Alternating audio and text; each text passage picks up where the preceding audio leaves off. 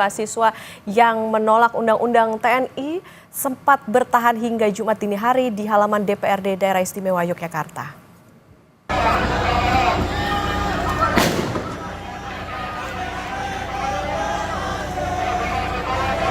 Kericuhan sempat mewarnai unjuk rasa saat polisi berusaha membubarkan massa.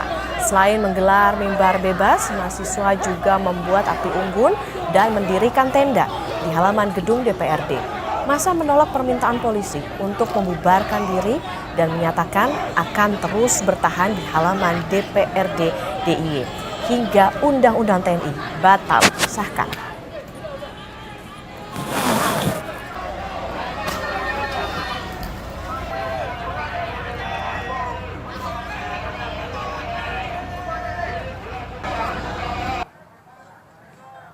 Unjuk rasa mahasiswa menolak pengesahan revisi Undang-Undang TNI juga terjadi di gedung DPR Senayan, Jakarta. Massa menilai proses revisi ini tidak transparan. Mahasiswa menilai banyak pasal bermasalah dalam Undang-Undang TNI hingga berisiko mengancam supremasi sipil.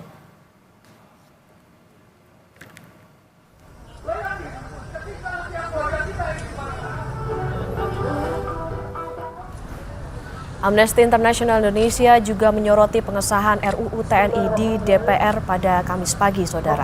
Mereka menilai revisi UU TNI yang telah disahkan jadi undang-undang banyak memuat pasal bermasalah dan berpotensi mengancam supremasi sipil.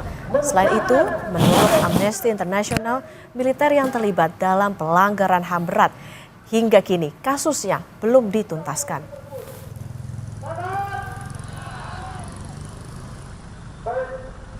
Dari berbagai pihak sudah menyatakan penolakannya sejak minggu lalu. Masih banyak pasal yang bermasalah di sana, di mana diduga akan mengembalikan militer atau ABRI terhadap jabatan-jabatan aktif di sipil yang diduga akan mengancam supremasi sipil. Dan juga kami menyayangkan proses yang tidak transparan, tidak akuntabel. Sampai sekarang kami masih belum mendapatkan draft resmi hingga ini disahkan. Kami meminta persetujuan fraksi-fraksi terhadap rancangan undang-undang tentang perubahan atas Undang-Undang Nomor 34 Tahun 2004 tentang Tentara Nasional Indonesia, apakah dapat disetujui untuk disahkan menjadi undang-undang? Terima kasih. Di tengah polemik, DPR tetap mengesahkan rancangan undang-undang tentang perubahan atas Undang-Undang Nomor 34 Tahun 2004 tentang TNI menjadi undang-undang dalam rapat paripurna. Usai paripurna, Ketua DPR Puan Maharani kembali menegaskan jika proses pembentukan revisi Undang-Undang TNI tetap mempertahankan supremasi sipil. Puan juga berjanji DPR siap memberikan penjelasan kepada para mahasiswa terkait hal-hal yang dirisaukan dari revisi Undang-Undang TNI. Jadi kami berharap dan menghimbau adik-adik mahasiswa yang saat ini mungkin masih belum mendapatkan penjelasan atau keterangan yang dibutuhkan, nanti kami siap untuk memberikan penjelasan bahwa apa yang dikhawatirkan, apa yang dicurigai, bahwa ada berita-berita yang kemudian revisi Undang-Undang TNI ini tidak akan sesuai dengan yang diharapkan, insya Allah tidak.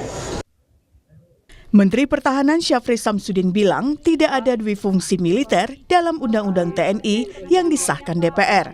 Menhan juga membantah isu adanya wajib militer bagi warga sipil. Jadi tidak ada wajib militer di Indonesia lagi, tidak ada difungsi di Indonesia lagi. Jangankan jasad arwahnya pun udah nggak ada. Ya. Sehari jelang disahkan dalam rapat paripurna, DPR belum juga mengunggah draft rancangan Undang-Undang TNI di website dpr.go.id.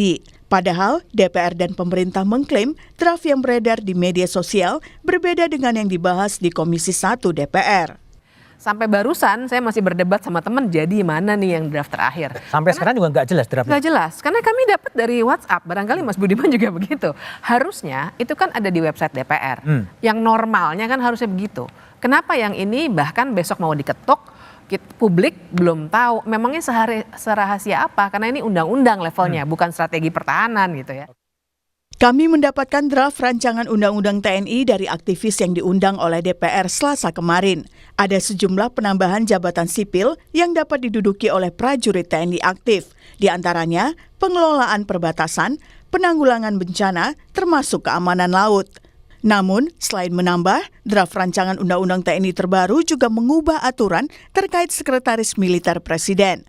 Dalam rancangan Undang-Undang TNI, diksi itu diubah menjadi Kesekretariatan Negara yang menangani urusan Kesekretariatan Presiden dan Kesekretariatan Militer Presiden.